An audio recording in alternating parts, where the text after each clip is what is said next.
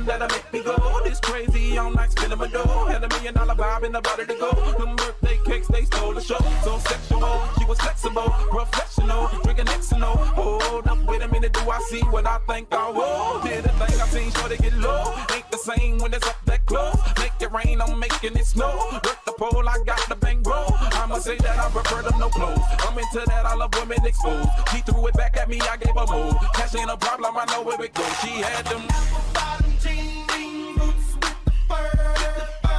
The whole club was looking at her. She hit the floor. Next thing you know, shorty got low. Them baggy sweatpants and the Reeboks with the straps. Turn around and they that big booty a smash. She hit the floor. Next thing you know, shorty got low.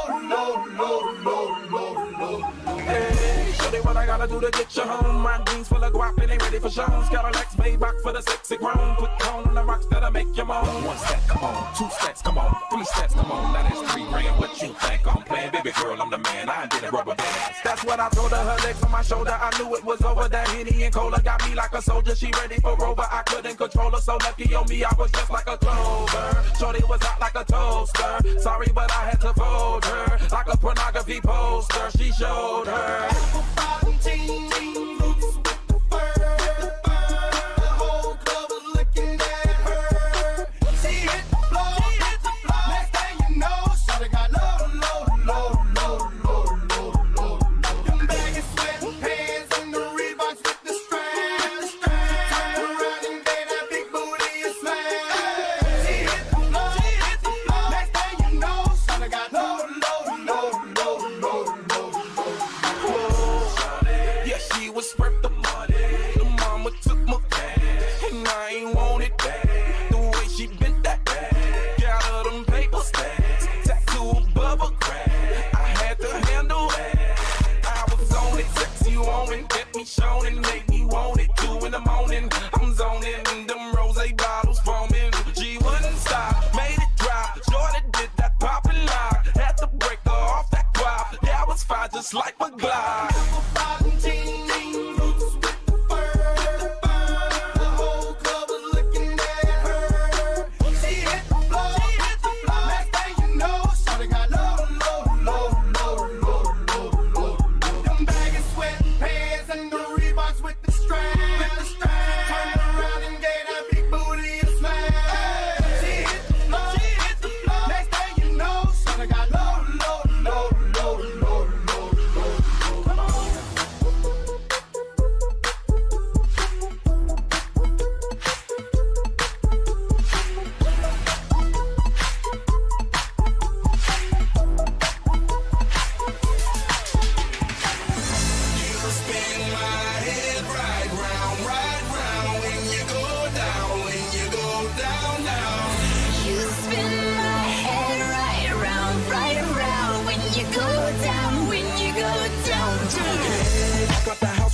Hop in that window, I got places to go. People to see, time is precious. I look at my Cartier out of control. Just like my mind where I'm going. The women, the shorties know nothing but clothes. No stopping at my Pirelli's on. Unlike my jewelry, that's always on. I know the storm is coming. My pockets keep telling me it's gonna shower. Call up my homies, it's on and popping the night, cause it's meant to be ours. We keep a fadeaway shot, cause we ballin' and spittin' up Patron every hour. Look, mama, ow, you just like the powers. Girl, you the truth with all that goody powers. Spin my head right round when you go down, down. You spin my head right round when you go down, From the top of the pole, I watch her go down. She got me throwing my money up. Ain't nothing more beautiful to be. It's going down. From the top of the pole, I watch her go down. She got me throwing my money up. Ain't nothing more beautiful to be.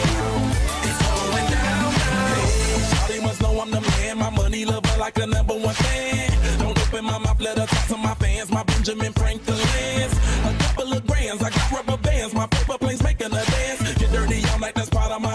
We building castles that's made out of. She's amazing, on fire blazing, hotter than Cajun. Girl, won't you move a little closer?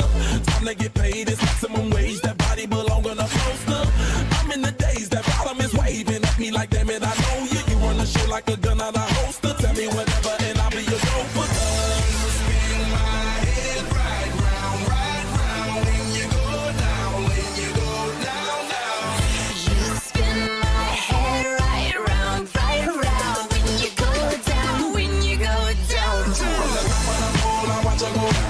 got me throwing my money up.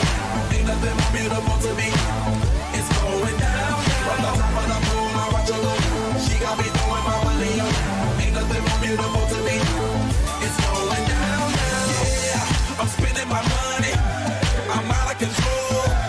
Somebody help me. She taking my bankroll, but I'm king of the club, and I'm wearing a crown. Popping these bottles, touching these bottles, watching the asses go boom, boom.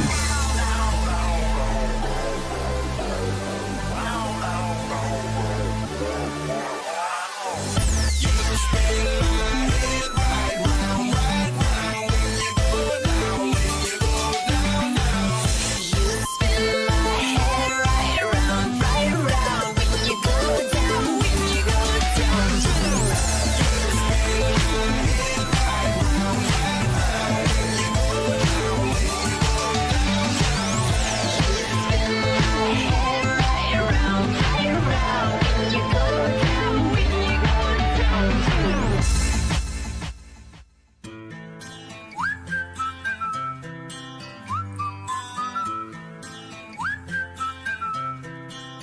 Can you blow my whistle, baby, let me know. Girl, I'm gonna show you how to do it, and we start real slow. You just put your lips together and you come real close. Can you blow my whistle, baby, here we go.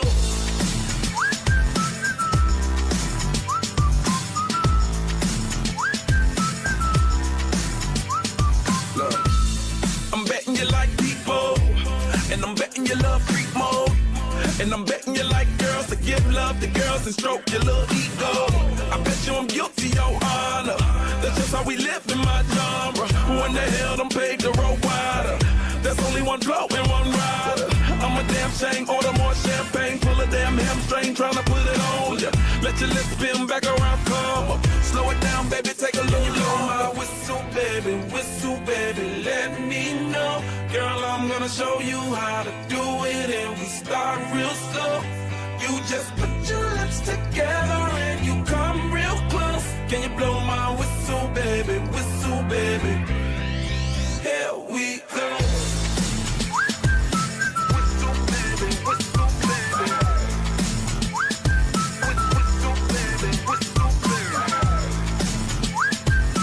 Whistle, baby,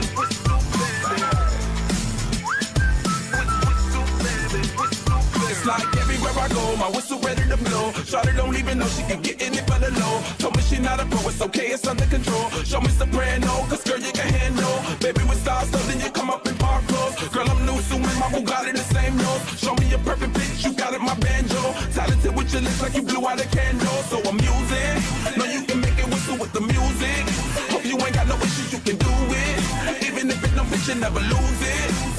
Can you blow my whistle, baby, let me know. Girl, I'm gonna show you how to do it, and we start real slow. You just put your lips together and you come real close. Can you blow my whistle, baby, here we go. Whistle, baby, whistle, baby. Whistle, baby, whistle,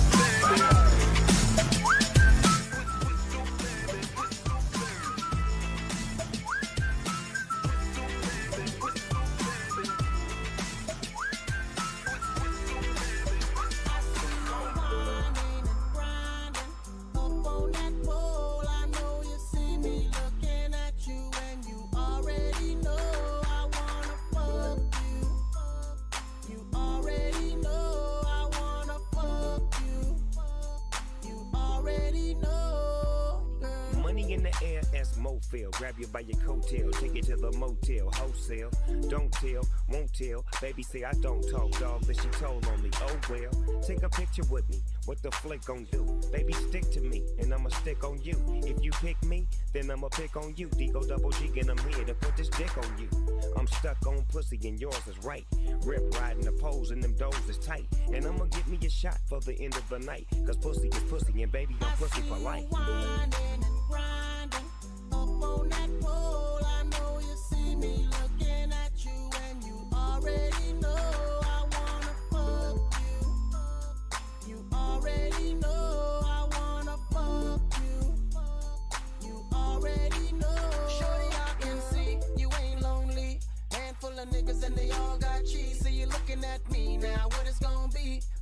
another tease far as I can see. Trying to get you up out this club. If it means spending a couple dubs, throwing about 30 stacks in the back, make it rain like that. Cause I'm far from a scrub.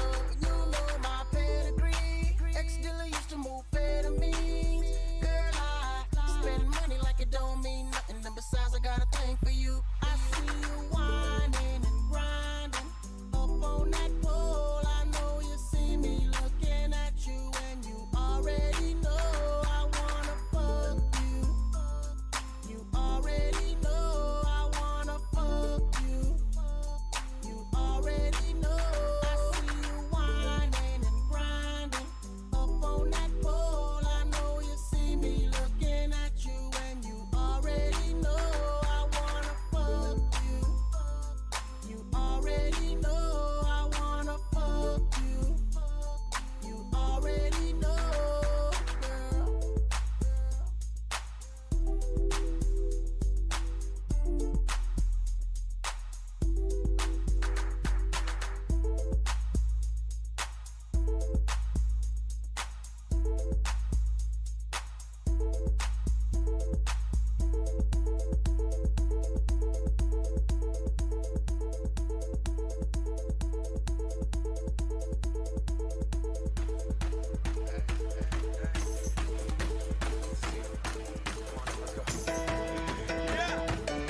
Let's go.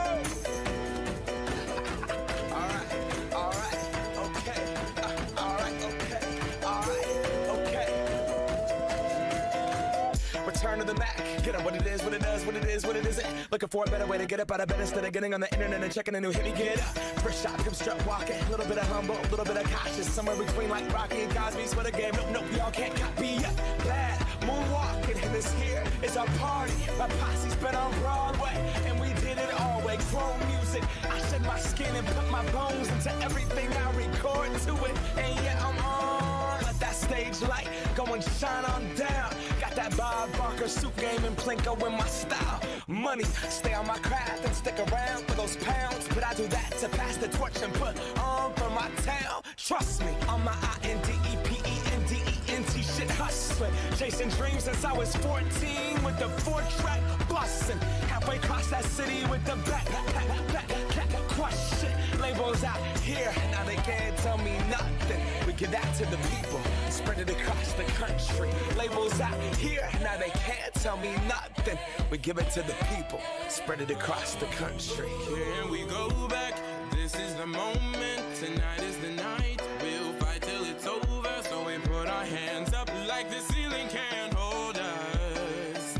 Like the ceiling can't hold us. Here we go back, this is the moment, tonight is the night. We'll fight till it's over, so we put our hands up like the ceiling can't hold us. Like the ceiling can't hold us. Nah, can I kick it? Thank you, yeah, I'm so damn grateful. I grew up really wanna go fronts, but that's what you get when Wu-Tang raised you. Y'all can't stop me, go hard like I got an 808 in my heartbeat. And I'm eating at the beat like it gave a little speed to a great white shark on shark week. Raw, time to go up, gone, deuces goodbye. I got a world to see, and my girl, she wanna see Rome. Caesar make you a believer, nah, I never ever did it for a throne.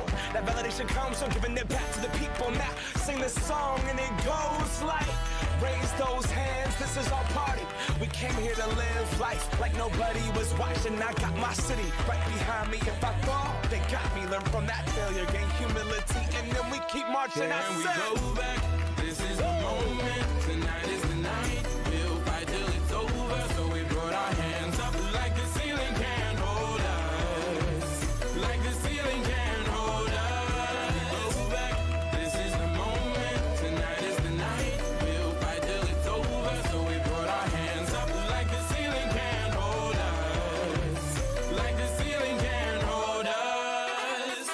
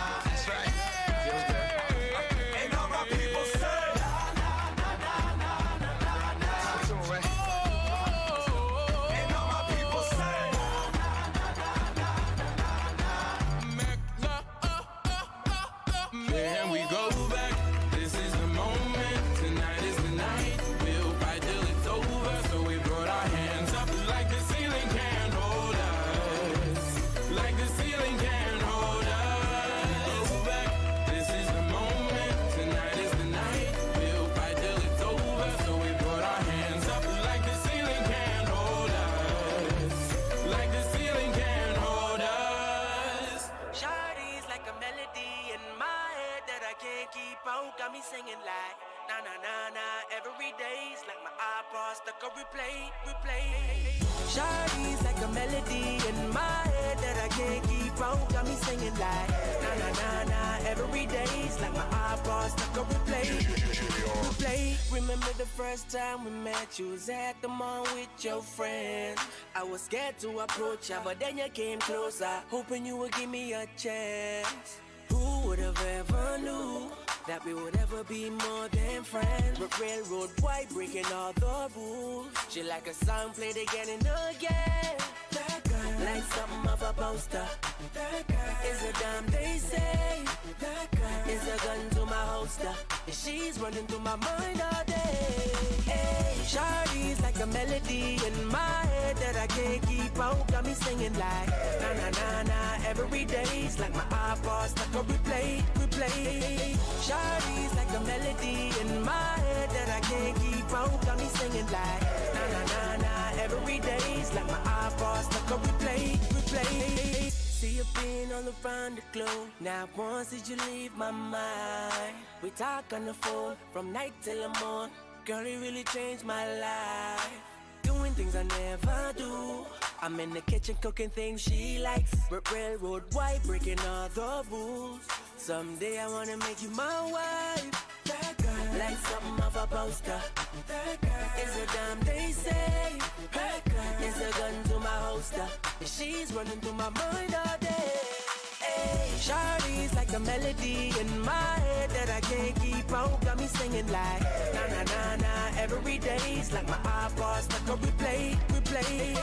Shawty's like a melody in my head that I can't keep out. Got me singing like na na na na. Every day's like my iPod stuck on replay, replay. I can be your melody. A girl, I could write you a symphony. The one that could fill your fantasies. So come, baby girl, let's sing with me. Hey, I can be your melody. A girl, I could write you a symphony. The one that could fill your fantasies. So come, baby girl, let's sing with me. Hey, na na na na na na na na na na. Shawty got me singing. Na na na na na na na na na. Now she got me singing. Shawty's like a melody in my head that I can't keep out. Got me singing like na na na na. Every day's like my iPod stuck on replay, replay. Shawty's like a melody in my head that I can't keep out. Got me singing like na na na na. Every day's like my iPod stuck on replay. Yeah, good morning, Annette. How's everybody doing? Happy Monday. Do I have a good weekend? Anybody do anything exciting this weekend, non-football related? Anybody have anything going on?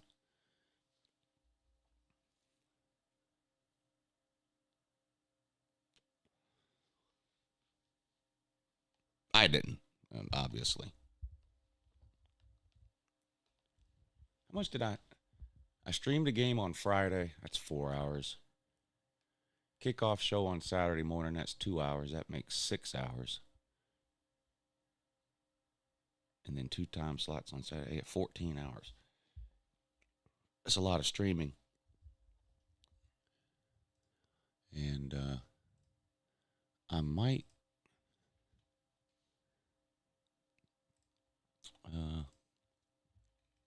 have to do it again. Kansas State at Oklahoma State on Friday. Maybe.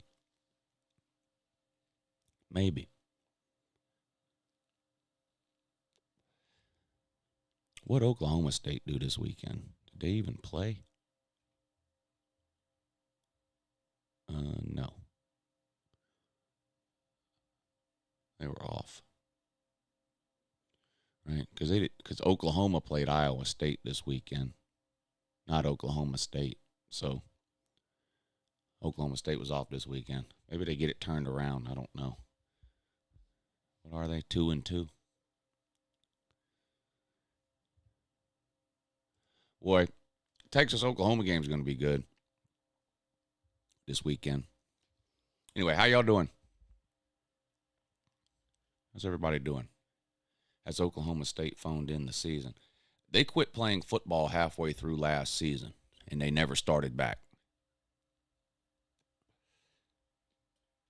It's really hard to figure out what happened there. They about midway through last season, I don't know what happened, but they don't look anything like what Oklahoma State has looked like for a decade under Gundy. It's strange.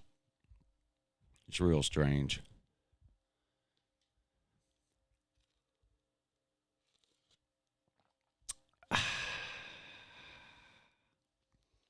Tennessee fans saying they're winning out after Super Bowl victory. Yeah. Yeah. They're excited. They're excited. Billy Napier is worse than Ron Zook, says Austin Rogers. I predict we lose out. It's possible. Well, I don't think you're going to lose out. But I do think you're going to play your last couple of games of the season trying to get bowl eligible. I do think that. I do think that.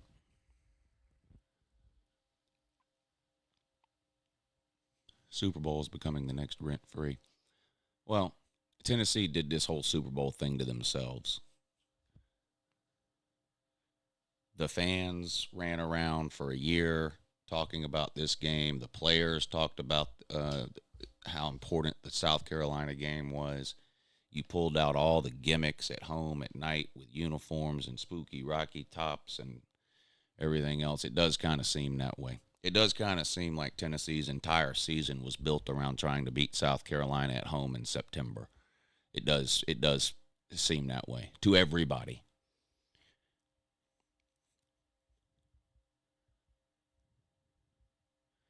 Brandon Wyatt says, whoever Tennessee has next, take them and the points. I think Tennessee is off this week and then plays Texas A&M.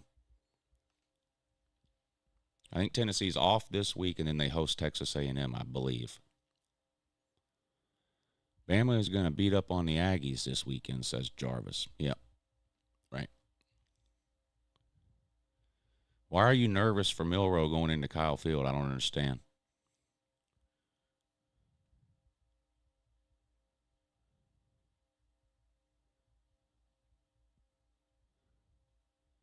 One of the managers tried to get to come in on a Monday. She's silly. Tried to get you to come in? What, you don't work Mondays?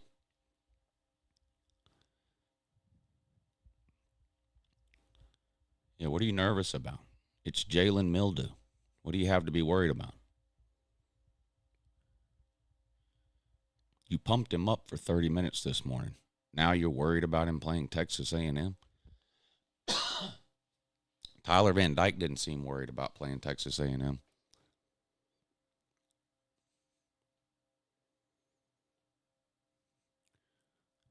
What is my most viewed video? I think it's still Tennessee from 2016. Every Tennessee fan on the planet has watched that video 5 times. It's their biggest win since the invention of YouTube. YouTube was created in 2007, I believe. And that win against Georgia in 2016 is Tennessee's biggest win in that entire time span, that entire 16-year period.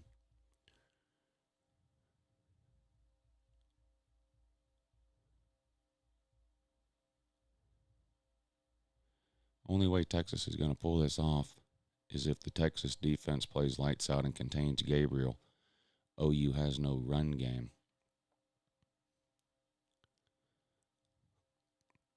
I think Texas is a better team. There's multiple ways Texas can pull off the win.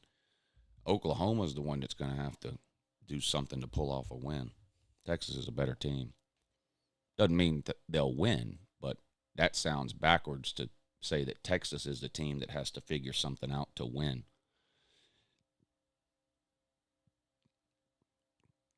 Does LSU count as a big win for Lane Kiffin, or is that Brian Kelly losing big games for 16 years? Well, Brian Kelly doesn't typically lose big games in the regular season. It's the postseason he can't win. And I think that is a good win for Lane Kiffin. I mean, no one loves shitting on Lane Kiffin more than I do, but I do think that's a good win for him. Now, at the end of the year, if LSU is 7-5, then it's not going to look like nearly as good of a win But right now, I think that looks like a pretty good win.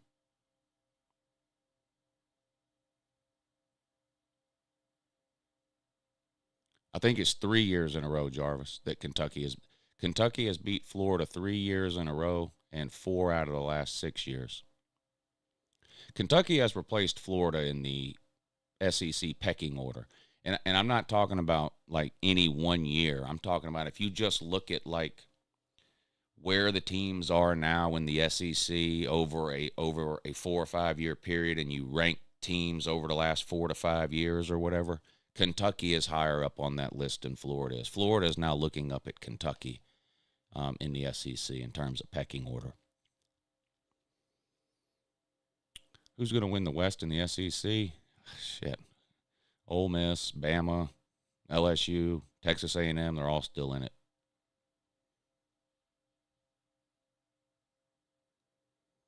Heisman contenders? Yeah, I went over that in the Your Season Is Over video.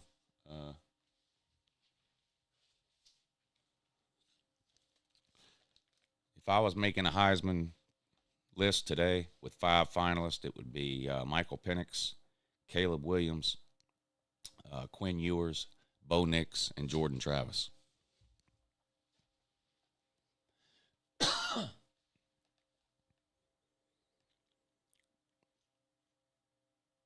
Yes, Bama owns the tiebreaker against Ole Miss, and Ole Miss owns the tiebreaker against LSU, and everyone else still has to play.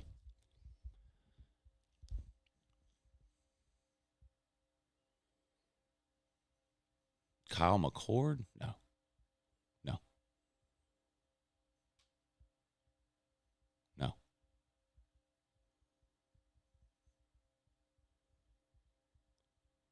No. That's silly. Why'd you say that? Delete that comment before more people see it.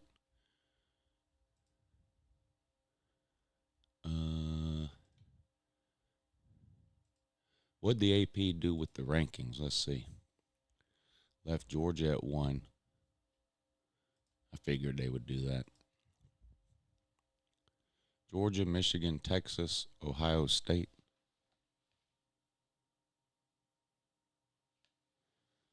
Florida State, Penn State, Washington, Oregon. Southern Cal dropped a spot. Notre Dame moved up to 10. Alabama at 11, Oklahoma at 12. Washington State up 3 to 13. North Carolina at 14. Oregon State up 4 to 15. Ole Miss at 16. Why is LSU ranked?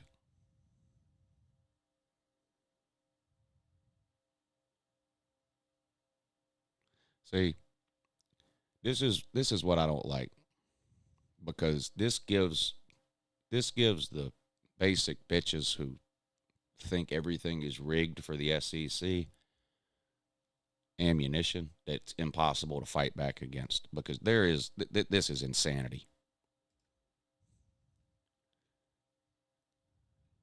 LSU has beat Grambling, Mississippi State, and Arkansas.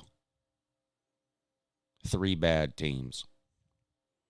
They've lost to the only 2 good teams they've played. One of them blew them out. I mean, this early in the season, to have LSU still ranked at 3-2 is ridiculous. Maryland is undefeated. Kansas State 1 loss.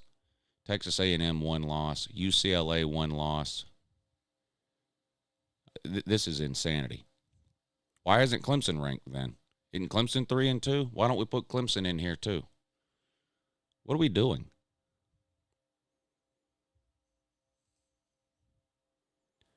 Does the AP, do the coaches have them ranked too?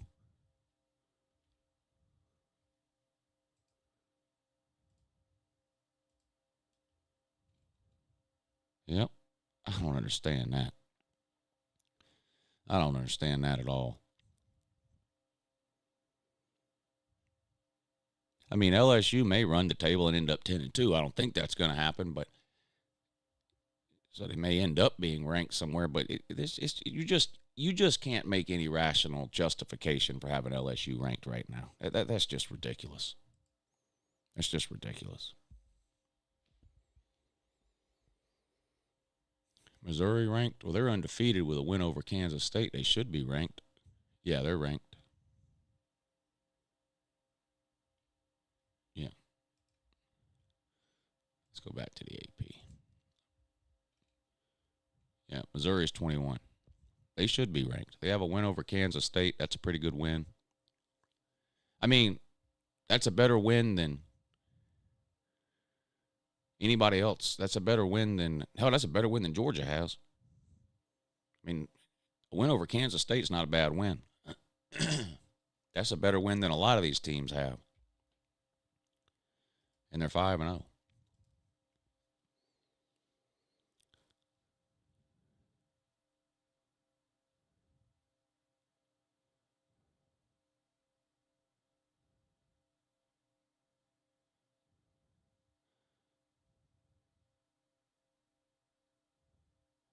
Maryland 5-0, not ranked, but Louisville is. Yep.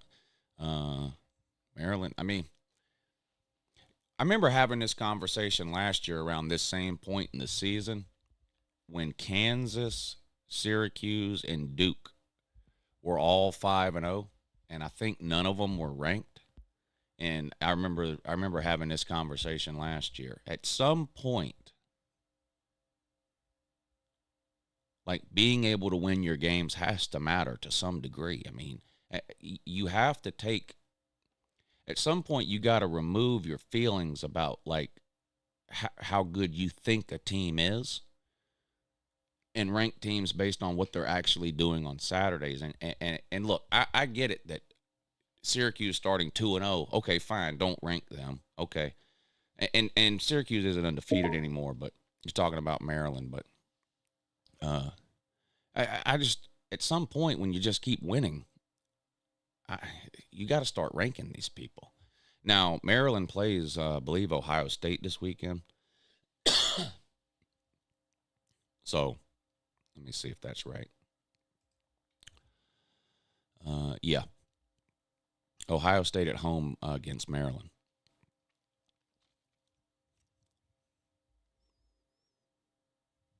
Georgia don't play nobody, but they play number 20, Kentucky. And Kentucky's beating Georgia this weekend. There's more people telling me Kentucky's winning than are telling me that Georgia's winning. So, but y'all know how that goes. Georgia will beat them by, I don't know, 3 touchdowns, whatever it is. And then on Sunday, everybody will be telling me that I shouldn't be bragging over beating a terrible Kentucky team after they spent all week telling me Georgia was going to lose. But that's just the way it goes around here. If Maryland beats Ohio State, I'll rank them, says Jonathan Miller. If they beat Ohio State, they're going to be somewhere between 10 and 15. Yeah, Ray Davis looked good this past weekend. He'll probably win, but 3 touchdowns is a stretch. I don't know. It's a 15-point line at home. I think it's a bad matchup for Kentucky. Teams that play the same kind of football that Georgia plays but have way less talented players have a hard time beating Georgia, like Michigan, Kentucky, teams that play like the same style of football. They can't line up and bully Georgia like they do some other teams on the line of scrimmage. And then they don't have the quarterback play to make up the difference at Kentucky and Michigan.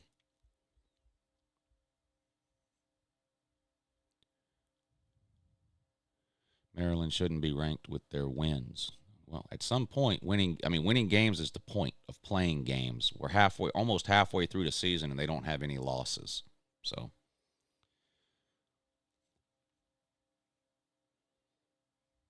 does Georgia deserve to be ranked with their wins?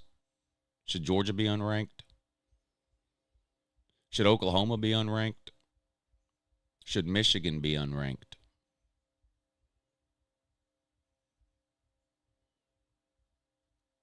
Who in the West plays like UGA? Nobody, really. Bama's the closest to it, but they've got talent to match Georgia. Kentucky and Michigan don't. Michigan's close.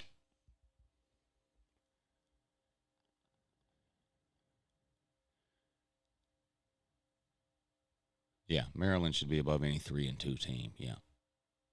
Yeah.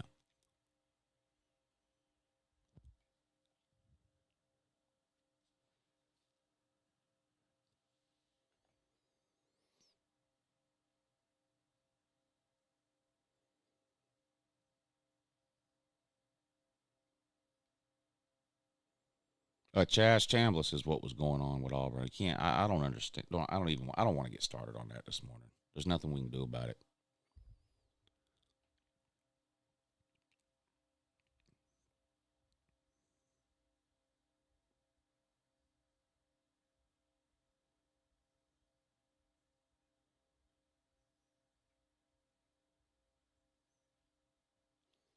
What about BYU? 4-1 would have lost to Kansas. Should they be ranked over LSU? Yeah.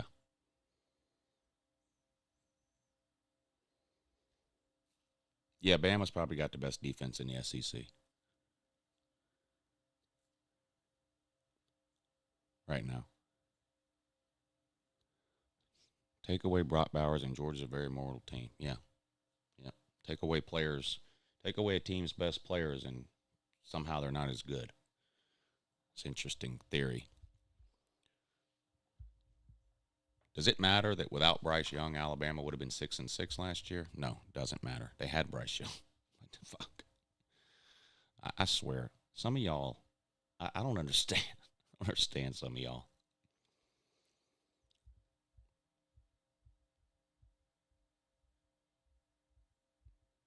I'm not concerned necessarily, but they do need to play better. Beck had great numbers. Even the interception that he threw, I'm not mad about that. That was a great play by that defensive back. I do think Georgia has become a little complacent, yeah.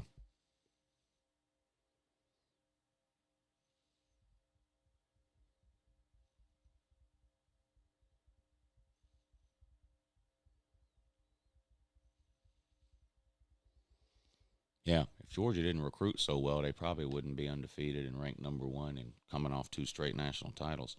All Georgia has for it, if it wasn't for Georgia's players, they wouldn't be any good. Fucking morons.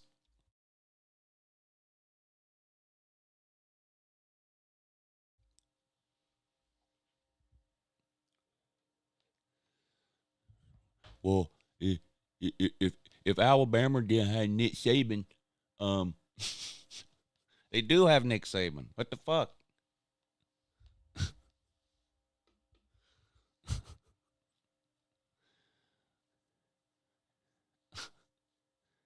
If Texas didn't have Quinn Ewers and 3 NFL wide receivers and a really good running back and one of the best front fours in all of football, Bama would be undefeated.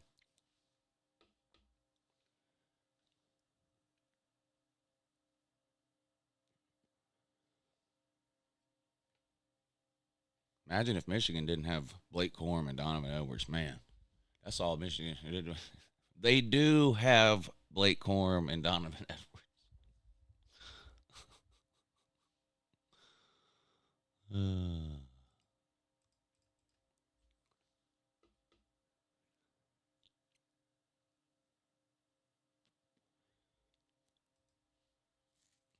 Who's more to blame, running back or offensive line?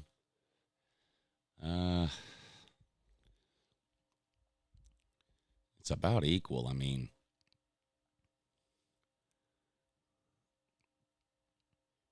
well, probably the offensive line, because the thing is, the offensive line has the talent to be dominant.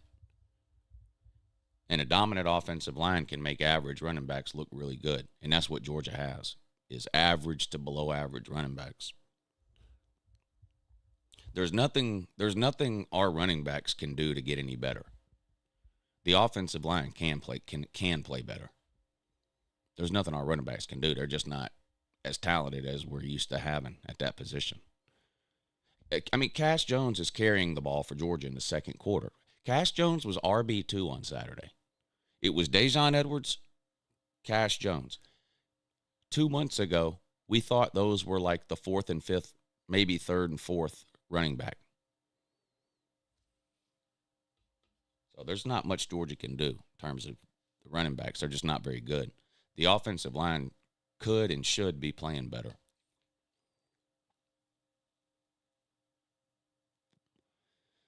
Yeah, would Kendall Milton have 1 carry? Probably hurt again now.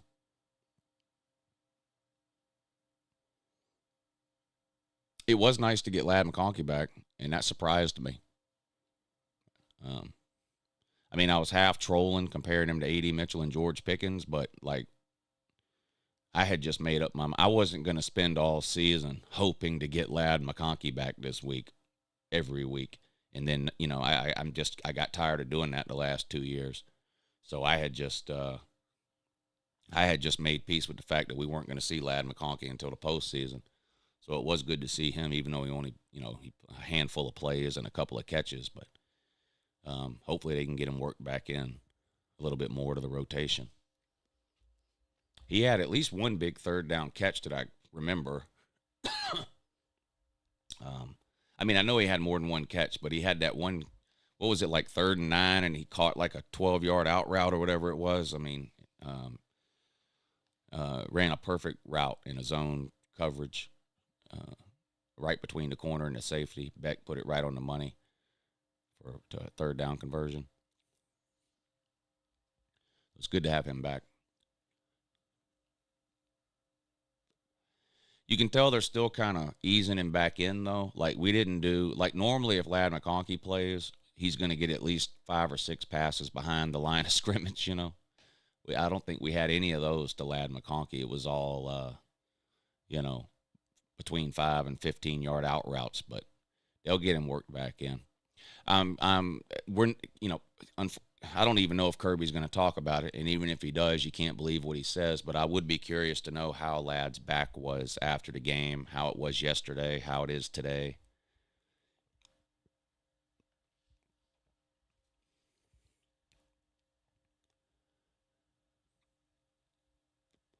I remember Christian LeMay. We used to send him out to fair catch punts all the time. He was like our third-string quarterback. We used to send him out to fair catch punts.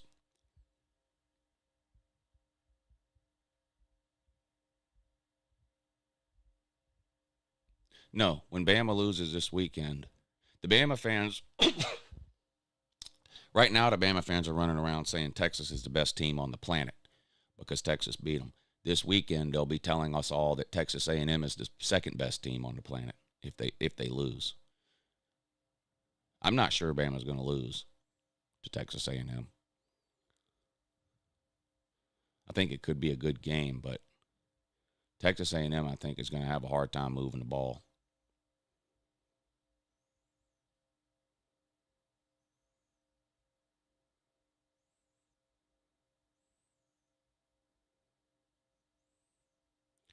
Kirby said that Ladd was winded because of lack of playing. You don't get winded after. Look, do you not remember when you were 20 years old?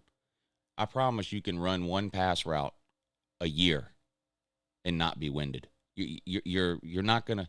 You could get up off the couch after 6 months at the age of 20 and not be winded after running one pass route. So that's not why they let him run one play and then took him out and then put him back in 8 minutes later. Not because he was winded. Maybe you get winded after 4 or 5 plays in a row if they're all pass plays or something, but there is no 20-year-old winded after running one pass route.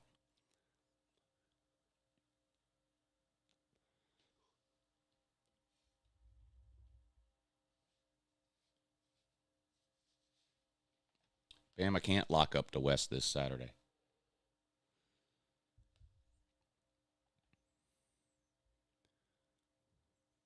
Bama could win by 100. It still doesn't lock the West up.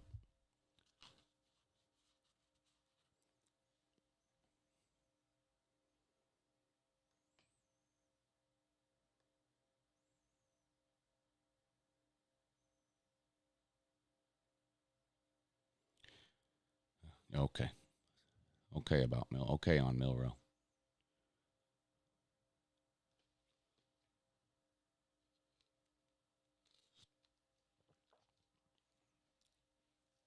I'll tell you what I want to happen. I want Tennessee to lose another SEC game. I don't care who it's to. It can be Texas A&M. It could be Bama. I don't care. I want Tennessee. I want Tennessee to lose one more game. That'll be their second SEC loss. And then I want an undefeated Georgia to go into Knoxville and lose. That's what I want. I want Tennessee to beat Georgia and it not matter. That's what I want. That would be the most Tennessee thing ever. That's what I want.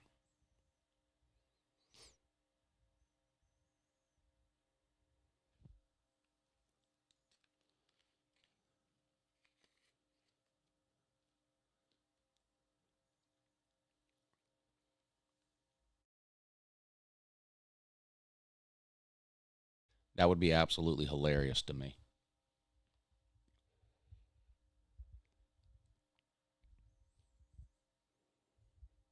Tennessee can't beat Georgia even if in that. Well, probably not, but it just would be funny.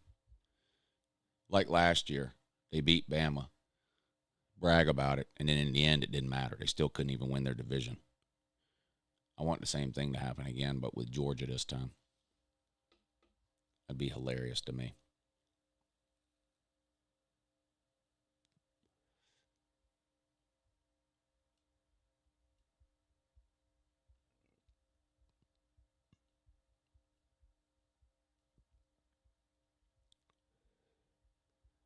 Sitting on the porch swing, listening to Lou is my favorite thing on Monday morning. I have no life. I'm in that same club, buddy.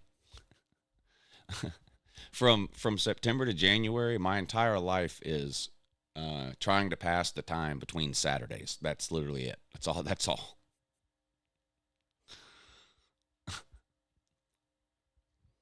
Would you be happy if you win? Oh, of course I'd be happy if Georgia won. I just think it would be funny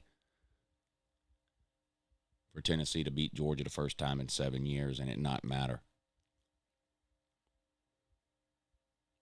They just have a history of doing that. In 2016, they beat Georgia and Florida, didn't win the East. Last year, they beat Alabama and Florida, didn't win the East. Texas A&M is all about getting people hyped about them, then losing when it matters most, says Wotod.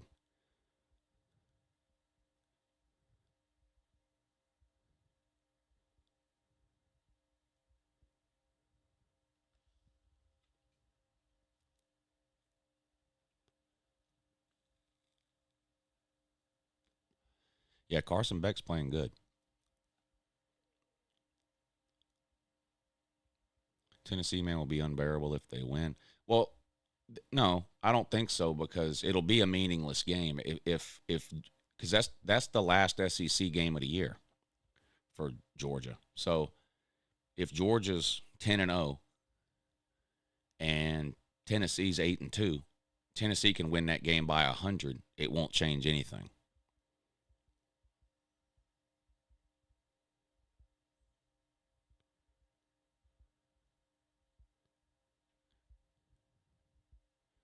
Yeah, that 95-yard touchdown drive, whatever it was that we had.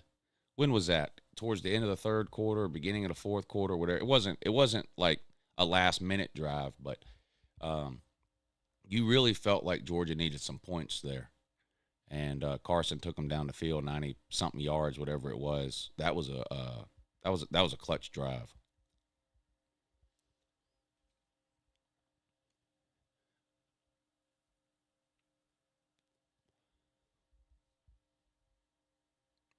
Mississippi State's either the worst or the second worst team in the SEC. It's them and Vandy are the two worst teams in the SEC. Mississippi State is really bad.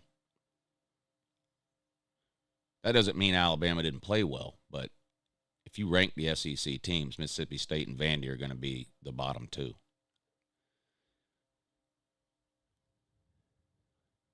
And then Florida's not far behind.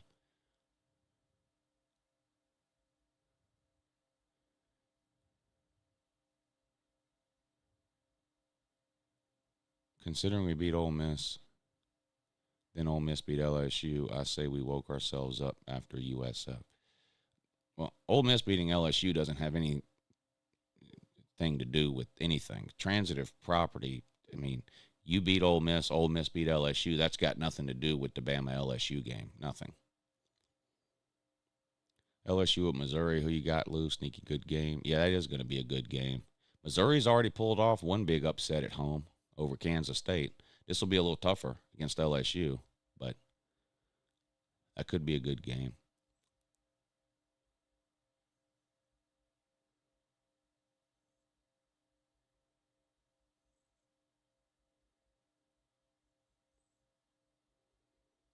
Oh, I know you ain't going nowhere if you lose. People that are on this channel, they're not going to disappear. Now there'll be a lot of Bama fans on the main channel that disappear if Bama loses, but not over here.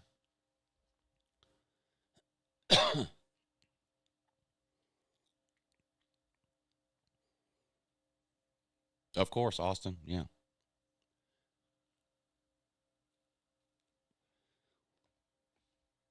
Would Milrow concern you running against UJ if they played later? No. No. I will be here after every Vol loss, says Anthony Swift. Yeah. People who enjoy football enough to be subscribed to this second channel, generally speaking, they're not going to disappear if their team loses. I mean, most of the people on this channel are around year-round, or, you know, on the other channel and this channel.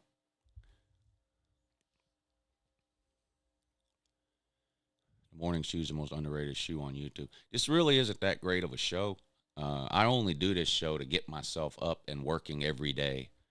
You know, so I don't get lazy. Well, that's not the only reason I do it, but that's a primary reason why I do it.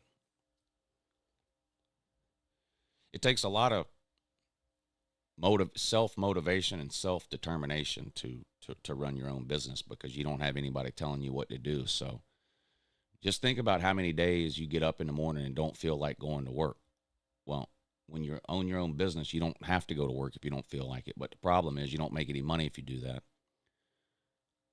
So I started this morning show to force myself to be up and working every day by 8 a.m. I mean, I'm a pretty motivated person anyway, but I you know, every little thing helps. I've always been kind of self-driven anyway. That's why before I even did this or owned my own business or whatever, I was always drawn or attracted to commission-based jobs. Kind of, you know, you get what you earn, not what someone decides you're worth, you know. And there's nothing wrong with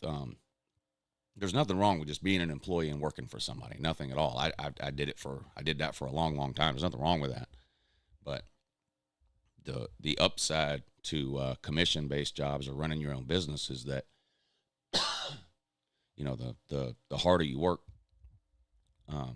you know, the more money you make. You know, I mean, the hardest working cashier at Walmart makes the same amount of money as the laziest cashier at Walmart, you know.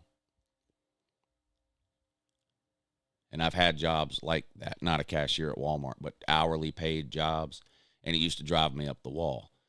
Because I'm just a hard worker. If I'm going to do something, my dad used to always tell me when I was little, if you get a job somewhere mopping floors, be the best floor mopper they ever had. You know, and I've kind of carried that into everything I do. Now, I've never been the best at anything, but I've always succeeded at everything I've done. You know,